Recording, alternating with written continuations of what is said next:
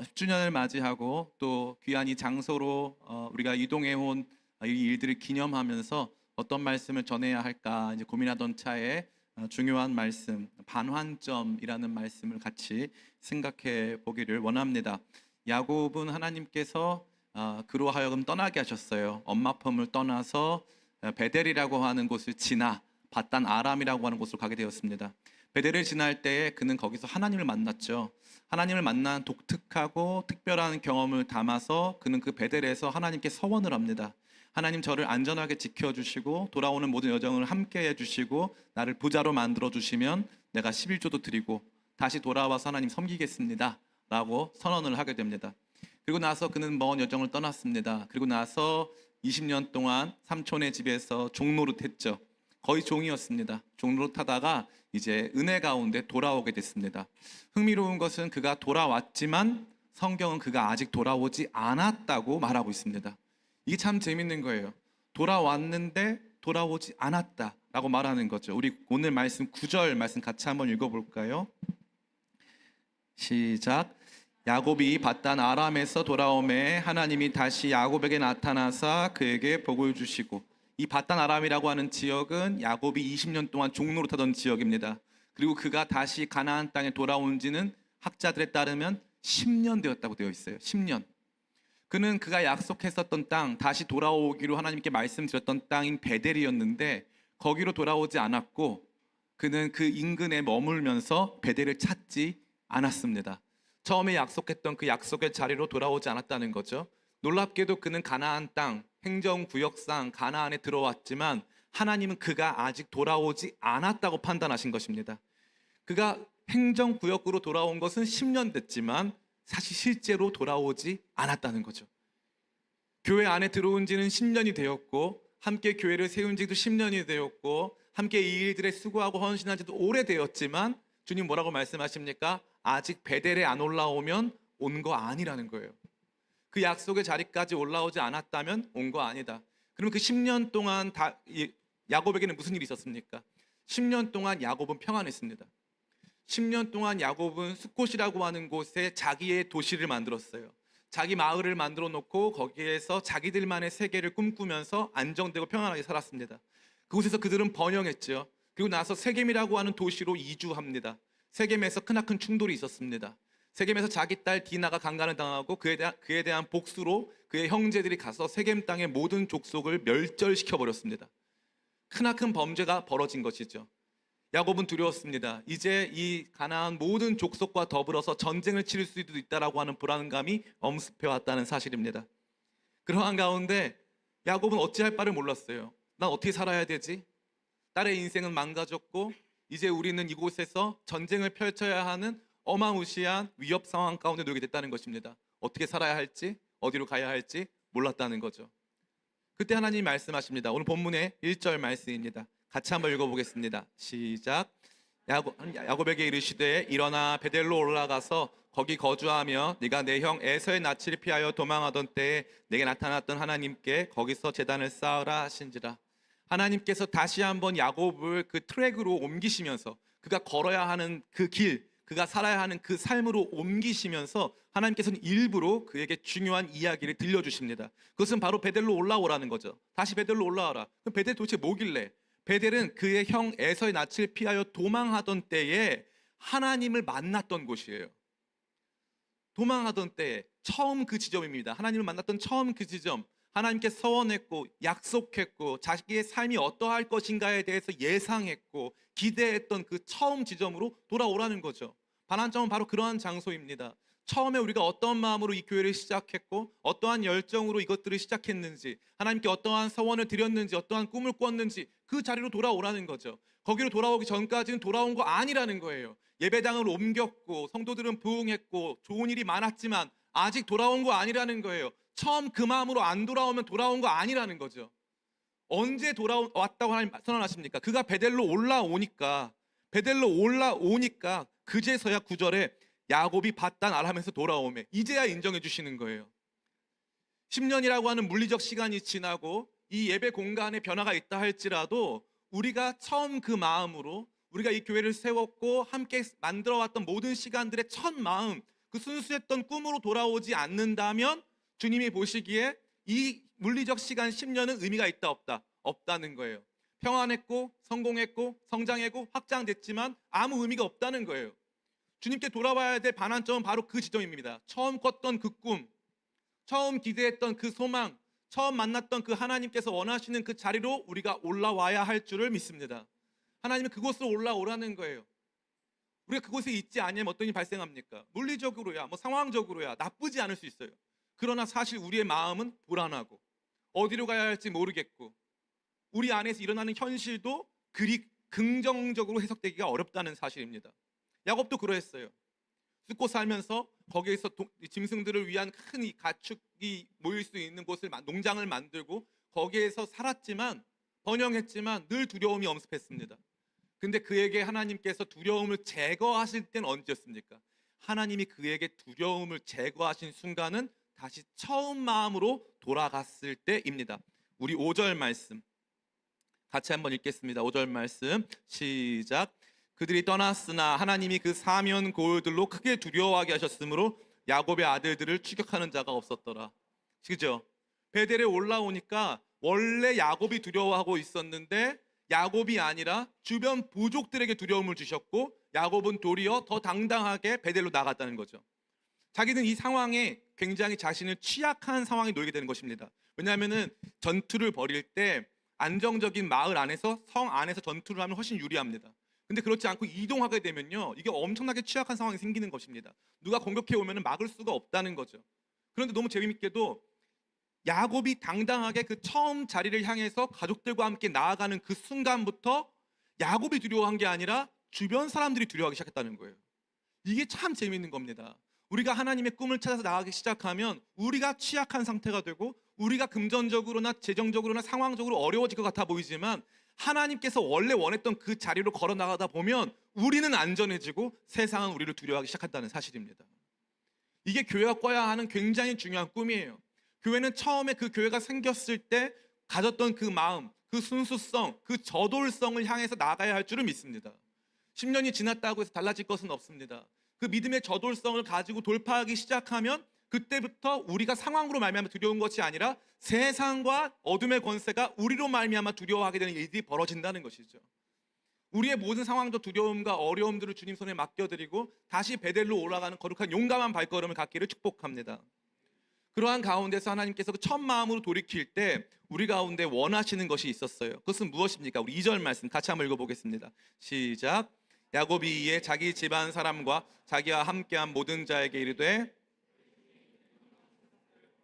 자신을 정결하게 하고 너희들의 의복을 바꾸어 입으라. 너희들의 의복을 바꾸어 입으라. 4절 말씀 같이 읽습니다. 시작. 그들이 자기 손에 있는 모든 이방 신상들과 자기 귀에 있는 귀고리들을 야곱에게 주는지라. 야곱이 그것들을 세겜 근처 상수리 나무 아래 묻고. 여기 보니까 자기 이들 안에서 이 10년 동안 거주하면서 가나안의 문화가 침투해서 하나님이 아닌 다른 것을 하나님으로 섬기는 우상 숭배 문화가 이 가정 가운데, 이 믿음의 공동체 가운데 있기 시작했어요. 예전이면 하나님이면 다 할 수 있다고 생각했는데 이제는 돈도 필요하고 또 내 기쁨과 내 쾌락을 위한 나를 만족시켜줄 여러 우상들을 다양한 모습으로 소유하기 시작했다는 사실입니다. 이것이 그들 마음 가운데 가득했음에도 불구하고 이들은 지금 이 순간까지 알 수 없다는 거예요. 반환점으로 다시 뛰기 시작해야 한다면 몸은 가벼워져야 합니다. 다시 뛰어야 한다면 우상을 내려놓아야 돼요.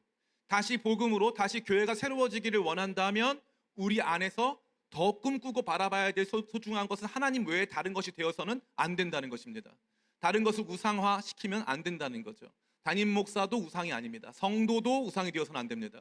우리 기쁨의 교회는 하나님만이 우리 교회의 목적이 되실 줄을 믿습니다.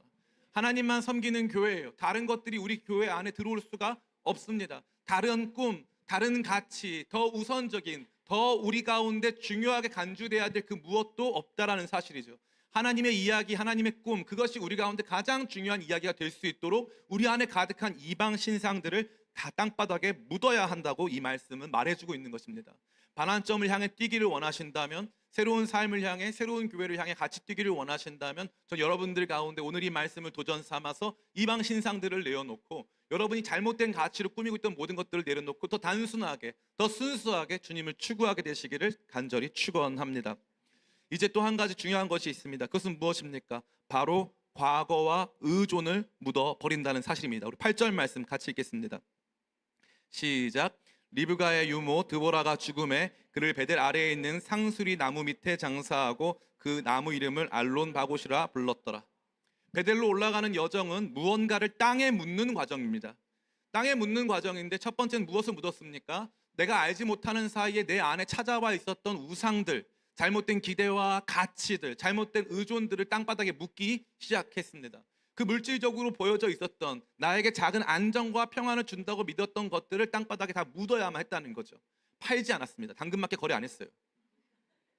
예? 바알 사실 분 이런 거 안 했다고요. 아세라 25,000원에 팝니다. 이런 거 안 했다고.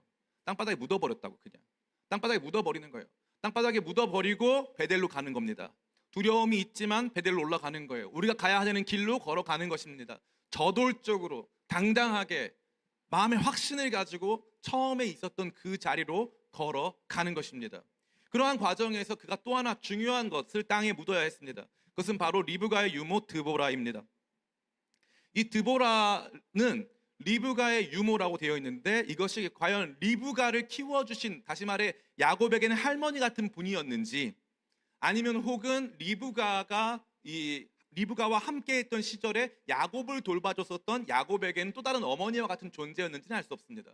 그러나 확실한 것은 그의 성장기를 함께했고요, 야곱은 상당 시간 동안 그의 어머니 리브가와 떨어져 있었기 때문에 자기 삶에 있어서 어머니와 같은 역할을 했던 정신적 지주를 땅에 묻어야 했다는 사실이에요.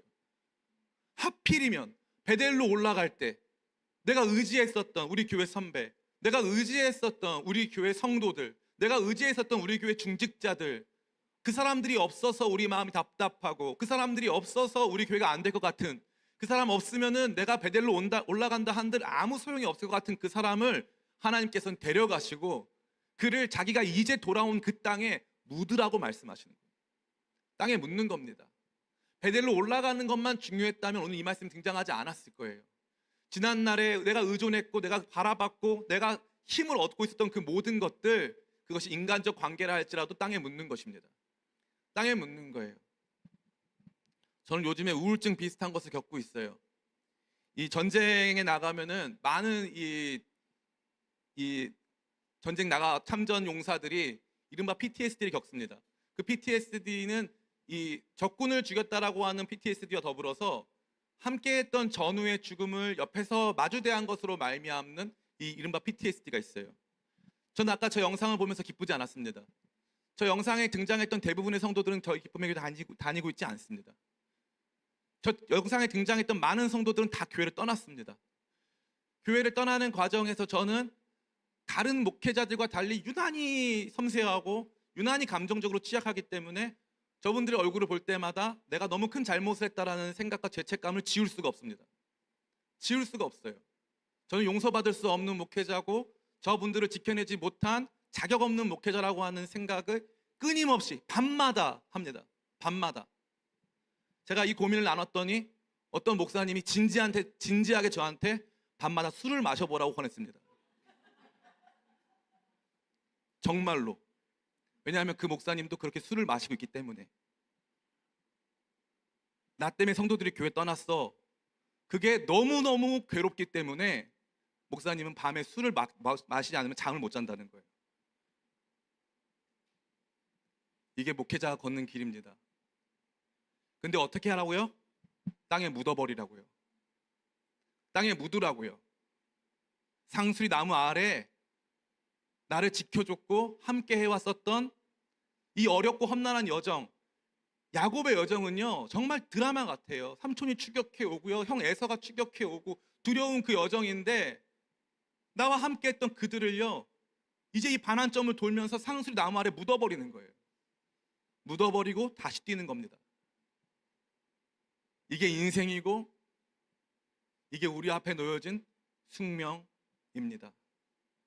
사랑하는 성도 여러분, 지난 10년간의 삶이 어떠셨습니까? 혹은 지난 몇 년간 기쁨의 교회 오셔서 어떠셨습니까? 우리 기쁨의 교회는 개척교회로 출발했습니다. 원래 있던 교회가 아니에요. 굉장히 치열하게 여기까지 와야 했습니다. 현재도 그 치열한 싸움을 감당하고 있습니다. 그럼에도 불구하고 우리 교회가 나가야 될 방향은 매우 명확합니다. 주님께서 말씀하십니다. 숲곳에 건물 짓고 거기서 평안하면 좋을 줄 아냐? 세겜 지역까지 진출해서 거기서 그 도시에서 살면서 이름 날리면 좋을 줄 아냐? 아니다. 너는 갈 길이 따로 있다. 너는 똑같은 교회가 아니다. 너는 베델로 가야 된다. 내가 너를 베델에서 만나주지 않았냐? 아무도 없는 곳, 그곳에서 너를 만나주지 않았냐? 너가 있어야 될 자리는 바로 그곳이다. 아무도 가지 않는 그곳에 네가 가야 된다. 주님께서 말씀하셔가지고 야곱이 뭐라고 약속했습니까? 베델로 돌아오겠다고 약속하지 않았습니까? 베델로 돌아오지 않는 순간 주님은 절대 그가 돌아왔다는 표현을 쓰지 않으셨어요. 근데 베델로 돌아왔을 때 야곱이 바단 아람에서 돌아오매라고 말씀하셨습니다. 우리가 가야 될 곳, 우리가 돌아야 하는 우리의 트랙, 그것은 다른 것이 아니라 바로 베델로 돌아가는 거예요. 처음에 있었던 그 자리, 그 열정, 그 마음, 그 순수성, 거기로 돌아와야 할 줄을 믿습니다. 그 여정이 두렵습니다. 그럼에도 불구하고 당당하게 걸어가면 하나님께서 우리에게 두려움을 주시는 것이 아니라 우리 주변에게 두려움을 주시고 우리로 당당하게 걷게 하실 줄을 믿습니다. 그 길을 가기 위해서는 우리는 정결해져야 합니다. 우리가 그 베델로 올라가기 위해서 우리 가운데 어느샌가 찾아와서 자리 잡고 있었던 우상들을 내려놓고 잘못된 기대와 잘못된 가치들을 다 뒤로 한 채 원래 우리가 달리고 있었던 그 트랙으로 돌아와야 할 줄을 믿습니다. 뿐만 아니라 우리가 의존하고 있었던 여러 관계들, 우리 교회 안에서 함께 신앙생활했던 분들 너무 안타깝지만 앞으로도 많은 분들이 왔다가 지나가실 것입니다. 지나가실 거예요. 우리 교회는 그동안 왔었던 성도들 리스트가 있거든요. 다 더해보면요 1000명이 넘어요. 놀랍지 않습니까? 그렇게 많은 사람들이 왔다 갔어요. 그렇게 많은 사람들이. 한 번은 저희 교회에서 문화일보를 했을 때 새가족 초청주의를 했거든요. 그때 새가족 초청주의 200명 넘게 왔습니다. 그 성도들 다 왔다가 그냥 다 가는 거예요. 다 지나가는 겁니다. 다 지나가요. 영원히 함께 할 것 같은 성도 다 지나갑니다. 그 모든 한 번에 한 번의 상처와 어려움들을 계속 마음에 쌓아둔다면 누구도 걸어갈 수가 없습니다. 주님이 약속한 길이 맞다면, 주님이 오라 하신 길이 베델이 맞다면 우리는 그 여정 속에서 우리가 의지했었던 리브가의 유모 드보라를 상수리 나무 아래에 묻어야 합니다. 반환점을 도는 이 과정은요, 트랙을 다시 뛰는 그 과정은 무언가를 버리는 과정이에요. 두려움을 버리고 우상을 버리고 뒤에 있었던 일들을 다 뒤로 던져버리고 표대를 향하여 나아가는 거룩한 경주인 줄 믿습니다. 전 여러분들이 이 10주년을 맞이하여서 또 이 새로운 공간 안에서 시작될 역사 속에서 다시 베델로 돌아오시기를 축복합니다. 이것이 저와 여러분이 걸어야 할 반환점이고 오늘 이 트랙에 동참하게 되신 우리 새가족분들이 함께 뛰어야 할 우리 교회가 걸어야 할 트랙인 줄 믿습니다. 이 여정을 함께 나아가는 저와 여러분 되기를 축복합니다. 올해는 우리 교회 10주년이 됐습니다. 제가 이 내용을 여러분과 나눔은 매우 큰 기쁨입니다. 올해 9월에 담임 목사 재신임을 하려고 그래요. 우리 교회에서 다 같이 투표해서 이요한 목사님 자르자 하면은 올해 대선도 있으니까 기왕에 선거할 때 한꺼번에 다 같이 했으면 좋겠습니다. 그래서 9월 달에 이요한 목사님 자르자. 저는 너무 기뻐요. 우리 교회가 그동안 이러한 여정 속에 왔다는 게 너무 기쁩니다. 담임 목사님 교체하고 다시 뛰자. 전 너무 기뻐요. 저는 진짜 진정한 기쁨의 교회의 서포터로서 기쁨의 교회를 정말 사랑하고 기쁨의 교회가 앞으로 정말 주님께서 원하시는 그 트랙을 계속 뛸 수 있도록 뒤에서 기도해 주는 사람이 될 수 있습니다. 정말 그러한 길을 걷고 싶어요. 이제 대신에 이 모든 경주는 여러분에게 달려 있습니다. 저 혼자 뛸 수 없고요. 누구도 여러분 대신 뛸 수 없습니다. 이제 더 이상 여러분 뒤로 물러날 수 없습니다. 이제 이 교회에 함께 달려가는 경주자가 되어서 베델이라고 하는 반환점을 다시 돌아 주께서 약속하신 그 약속을 우리 가운데 성취하는 그 일들이 여러분 손에 달려있다라는 것입니다. 저는 지금도 기쁨의 교회에 하나님이 좋은 담임 목사님 보내주시기를 기도하고 있어요. 저로는 안 됩니다. 제가 해봤더니 저로는 안 돼요. 저로는 안 돼요. 제가 최선을 다해서 기도하겠습니다. 그렇기 때문에 9월 28일 날 우리 그 재신임 투표를 하고 또 그 이후에 새로운 담임 목사님을 뽑혀질지 어떨지는 모르겠지만 제가 다시 시작한다 할지라도 저 새로운 담임 목사님처럼 받아들여 주세요. 저도 새로운 마음으로 할게요. 여러분도 그런 마음으로 해주세요. 진짜. 그리고 기왕이면은 저 목사님 얼굴도 까맣고 마음에 안 든다. 그러면은 잘라주세요. 제 진짜 바람이에요. 진짜 바람. 저 두려움이 하나도 없습니다. 왜냐하면 저는 진지하게 기쁨의 교회가 10주년이 됐는데 솔직히 말해서 이게 뭔가 싶어요. 진짜 같이 뛰는 거 맞나? 진짜 베델로 가고 있는 거 맞나 우리? 진짜 뭔가를 버리고 있고 뭔가를 땅에 묻고 있나? 교회를 위한 희생이 충분한가? 진짜 이 뒤에 어떤 걸음으로 나갈지 기대가 되고 있는가? 그저 뭐 하나 안 준 사람처럼 섭섭하고 불평 불만만 가득한 것은 아닐까? 우리는 함께 뛰고 있는 게 맞나? 반환점을 향해서 가고 있는 거 맞나? 처음에 교회가 어떻게 생겼는지 이해는 하나? 이러한 답답함과 두려움이 제 안에 있습니다. 저는 뛸 작정입니다. 저는 베델로 뛰겠습니다. 여러분이 원치 않는다면 저를 바꿔주세요. 저를 바꿔주시고 원한다면 이제부터의 게임은 쉽지 않을 것입니다. 두려움이 있다 할지라도 본질로 돌아갈 겁니다. 기쁨의 교회 선교하는 교회입니다. 기쁨의 교회 대충 한 적 없어요. 제대로 했고요. 처음에 세워진 그 순간부터 선교했고 우리의 모든 것을 다 투자해가지고 우리 교회는 하나님 나라를 위해서 일해왔습니다. 타협은 없습니다. 이제 우리에게 주어진 길은요, 더 전투적이고 더 앞으로 전진하는 길밖에 놓여져 있지 않습니다. 여러분에게 충분한 서비스를 드리지 못해 죄송해요. 그러나 반환점으로 돌아가겠습니다. 우리가 뛰어야 하는 그 트랙으로 뛰겠습니다. 거기서 타협은 없습니다. 이제는 미안해요. 타협은 없어요. 진짜 기쁨의 교회 나가야 돼. 저 이 말씀 엄청 고민 많이 했어요. 이 말씀 때문에 잠을 못 잤어요. 근데 이 말씀 너무 정확합니다. 너무 정확해요. 우리 교회는요, 원래 있던 교회가 아니에요. 그러니까 여러분들이 원래 알고 있던 교회에 기대하던 걸 기대하지 마세요. 그렇게 안 할 거니까요. 그렇게 안 할 거예요. 왜 여러분들이 스스로 교회를 다 지정해놓고 만들어놓고 그 기준을 가지고 교회를 평가합니까? 우리 교회에 지금 교회란 무엇인가 9주 정도 지금 진행하고 있습니다. 꼭 그 강의 들으세요. 교회가 무엇인지 제대로 말해주는 교회입니다. 기왕에 이런 교회 오셨으니까 여러분 전투적으로 믿으세요. 전투적으로 믿고 제대로 알고 제대로 이해하고 성경대로 따라가고 정말 하나님께서 원하시는 일들을 함께 감당하시기를 축복합니다. 베델로 뛰겠습니다. 함께 반환점 돌아서 우리에게 맡겨진 기쁨의 교회에게 맡겨진 트랙을 함께 뛰게 되시길 축복합니다. 두려움을 이겨내고 우리 안에 있는 우상들, 잘못된 가치들 다 땅바닥에 묻고 지나간 성도들 땅바닥에 묻고 다시 뛰겠습니다. 그 길을 향해서 함께 믿음으로 뛰어가는 저와 여러분 다 되시기를 예수님의 이름으로 축원합니다.